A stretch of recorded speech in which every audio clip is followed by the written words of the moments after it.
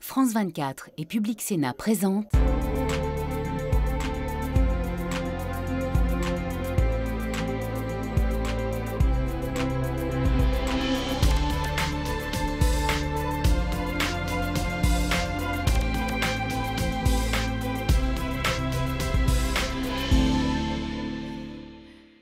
Bienvenue pour la partie débat d'ici l'Europe, consacrée cette semaine au bras de fer entre l'Union européenne et la Russie de Vladimir Poutine. Car il n'a pas suffi au maître du Kremlin d'emprisonner Alexeï Navalny, son opposant, au retour de ses 5 mois de convalescence en Allemagne pour empoisonnement.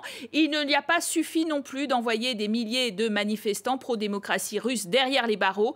Il a aussi infligé une gifle diplomatique à l'UE. Pendant la visite à Moscou de Josep Borrell, le haut représentant pour la diplomatie européenne, le Kremlin a annoncé l'expulsion de 3 diplomates européens au motif qu'ils avaient participé aux manifestations pro-Navalny. L'Europe a bien du mal à trouver une réponse commune à la hauteur du camouflet. Les sanctions contre des personnalités du régime semblent limitées dans leur impact. Les pays européens sont fortement divisés. Et l'Allemagne refuse par exemple de suspendre le projet prometteur de gazoduc russe Nord Stream contournant l'Ukraine. Alors pour débattre de la juste distance, de la juste attitude à adopter pour l'Union européenne vis-à-vis de Moscou, 3 députés européens aujourd'hui. Bonjour Javier Nart, vous êtes espagnol en Skype depuis Barcelone pour le parti centriste Renew, la commission des affaires étrangères. Vous êtes alors vous en duplex depuis Bruxelles, depuis le Parlement européen, à Sitakanko pour le parti nationaliste flamand NVA, commission des libertés civiles en ce qui vous concerne.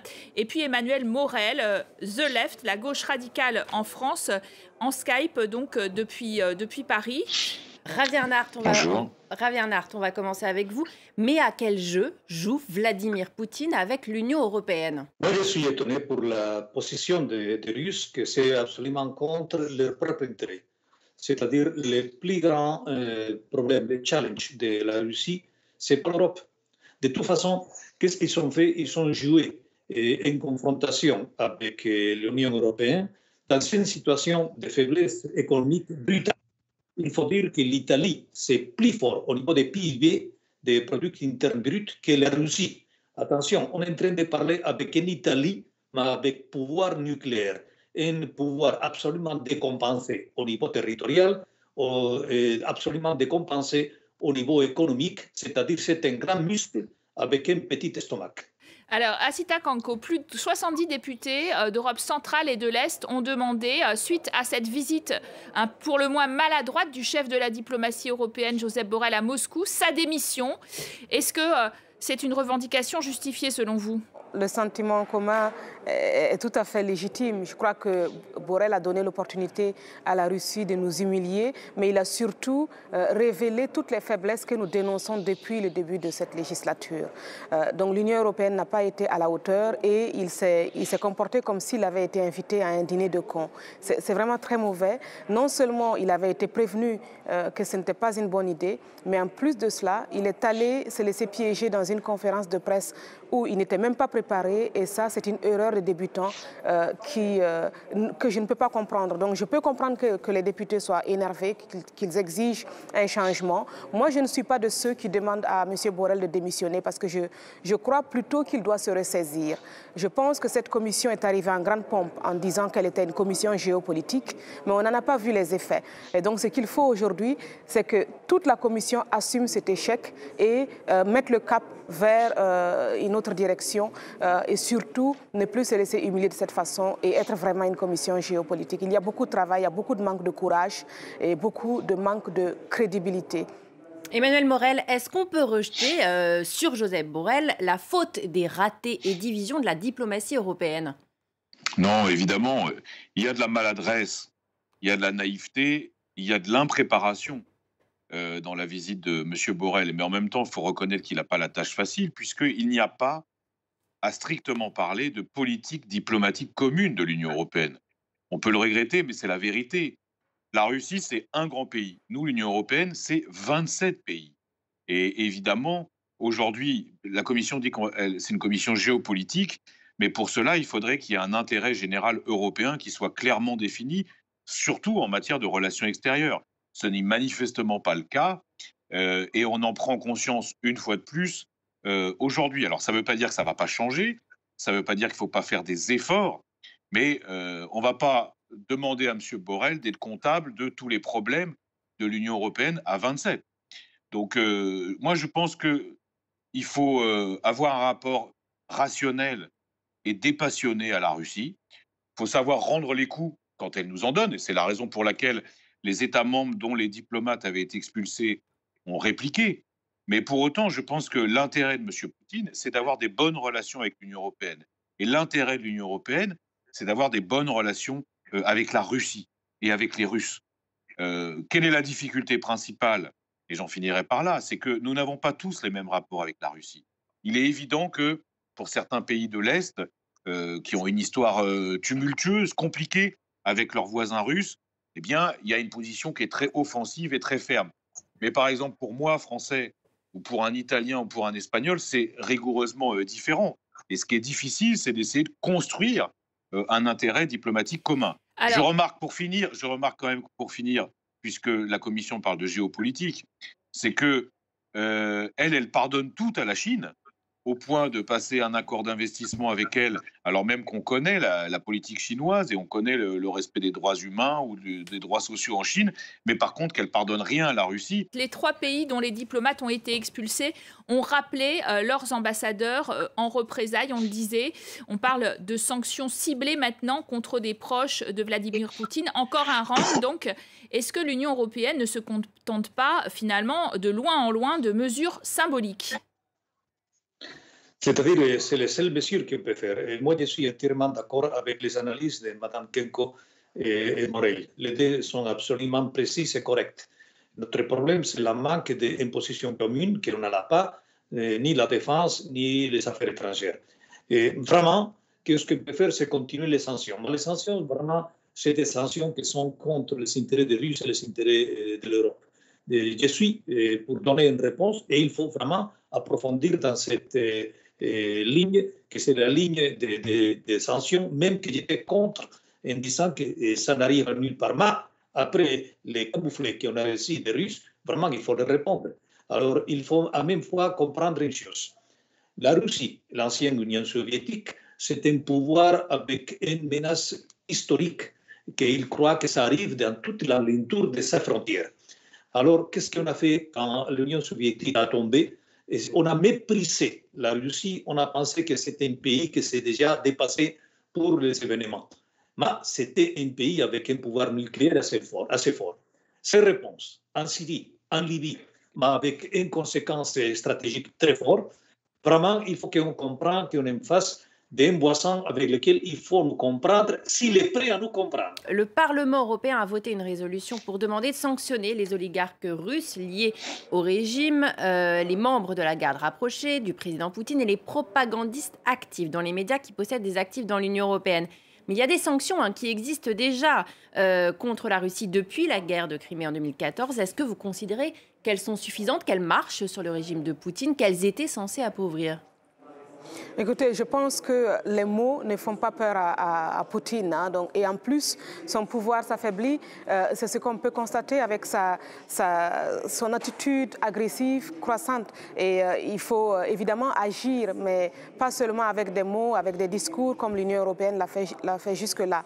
Mais il ne faut pas seulement se concentrer sur des sanctions, il faut aussi se concentrer sur le rayonnement que nous avons.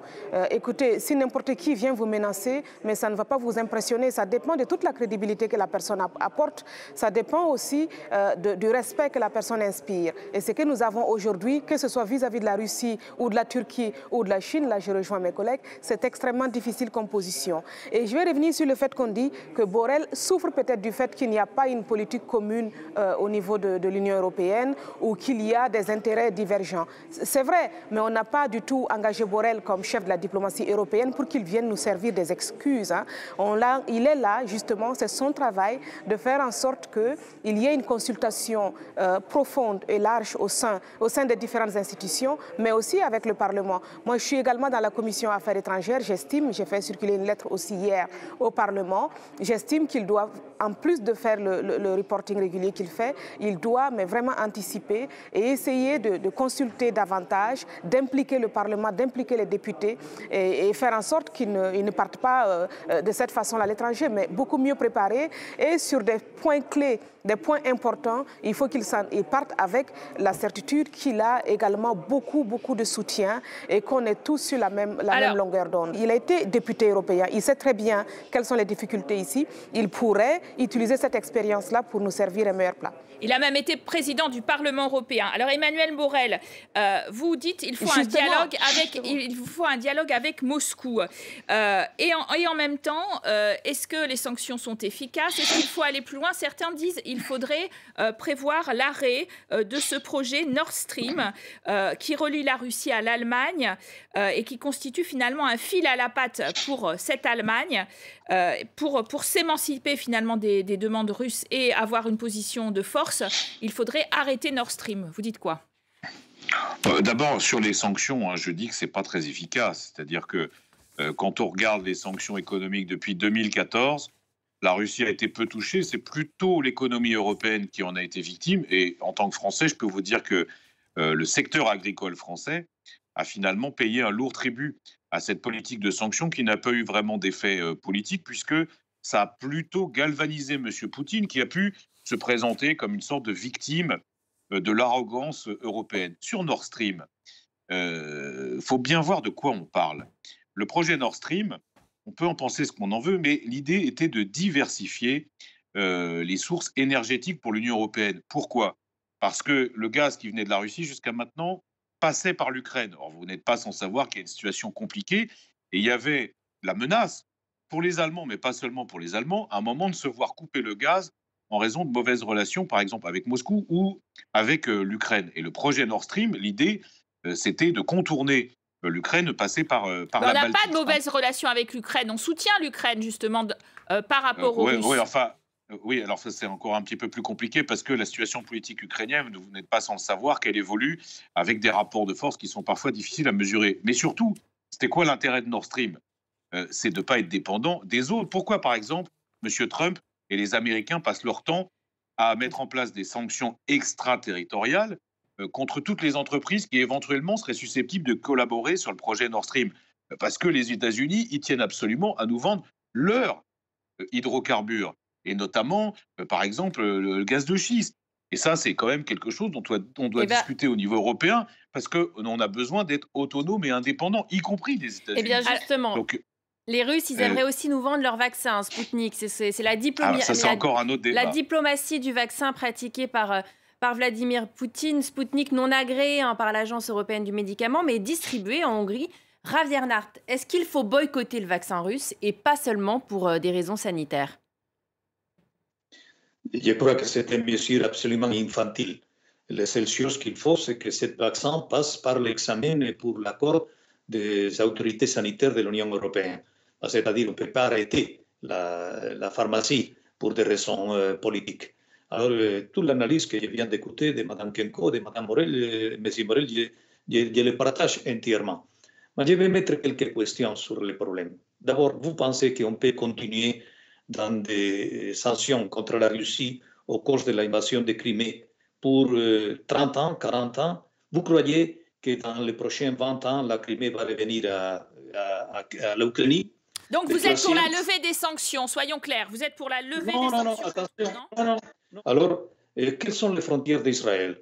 Les frontières de 67, les frontières de 47, ce sont les frontières légitimes. On a coupé nos relations avec l'Israël au cause de l'invasion de la Palestine ou de l'occupation et colonisation de la Palestine contre toutes les lois internationales. Donc on acte l'invasion de la Crimée. On vous comprend. Quand même, sur le vaccin, on voudrait une petite réaction d'Asita Kanko, parce que ce vaccin russe, c'est aussi un objet géopolitique, oui, et même une diplomatie du vaccin développée par Poutine. Vous feriez vacciner par le vaccin russe? Là, maintenant, vous me posez une question difficile. Déjà, je pense que je préférerais me faire vacciner par un vaccin qui a été approuvé par l'Union européenne et qui a été conçu peut-être ici. Mais je pense que si un jour ce vaccin arrivait ici, c'est qu'il aurait été approuvé. Et à ce moment-là, la population peut faire confiance également à nos autorités. Mais j'insiste sur le fait que c'était pas du tout opportun de valoriser, de chanter les louanges du vaccin russe alors qu'il n'avait même pas encore été approuvé ici, tout en insultant nos alliés qui sont les Américains pendant une conférence de presse en Russie. Donc ça, c'était quand même assez triste. On doit bien se rendre compte que Poutine va utiliser son vaccin de la même façon qu'il utilise son énergie. Et je partage tout à fait ce que mes collègues ont dit à propos du risque de dépendance. Et ce que je ne comprends pas, c'est qu'aujourd'hui, on a également des partis politiques comme les Verts en Belgique qui veulent qu'on supprime notre énergie nucléaire. Et on risque également, au sein de l'Union, de devenir de plus en plus dépendant de l'étranger. Et ça nous amène dans une position stratégique assez difficile. Un tout dernier mot, Emmanuel Morel. Il a déjà fourgué son vaccin russe à la Hongrie et au seul Hongrois dans l'Union européenne. Avant l'autorisation. Oui, non mais attendez, on ne va pas faire dans le nationalisme vaccinal. Si le vaccin russe, une fois toutes les opérations des autorités sanitaires européennes faites, il fonctionne, eh ben, il fera partie de la gamme des vaccins à disposition des Européens. Enfin, franchement, ça me paraît nécessaire. Je veux bien qu'on fasse de la géopolitique pour tout. Mais en l'occurrence, là, on a une situation sanitaire qui est tellement dégradée qu'il faut vacciner les Européens. Donc, il y a une différente gamme de vaccins. Et si le vaccin russe, le vaccin cubain ou le vaccin français, peut-être un jour, j'espère, arrive sur le marché, il faudra l'utiliser. Mais en attendant, je rejoins quand même mes collègues. Il faut faire attention parce qu'il ne faut pas deux poids, deux mesures. Ceux qui disent qu'il faut toujours plus de sanctions par la Russie, mais qui acceptent facilement des accords avec la Chine, l'Arabie saoudite ou la Turquie doivent s'interroger un moment. L'Union européenne, elle doit avoir une politique diplomatique pragmatique. Et moi, c'est ce à quoi j'aspire. Parce que si vraiment on veut qu'on soit une Europe puissance, une Europe forte, à un moment, il faut savoir faire de la diplomatie, une arme politique. Ce seront les mots de la fin, Emmanuel Morel. Merci à tous les trois d'avoir participé à ce débat. Merci à vous de nous avoir suivis. À très bientôt sur nos deux antennes.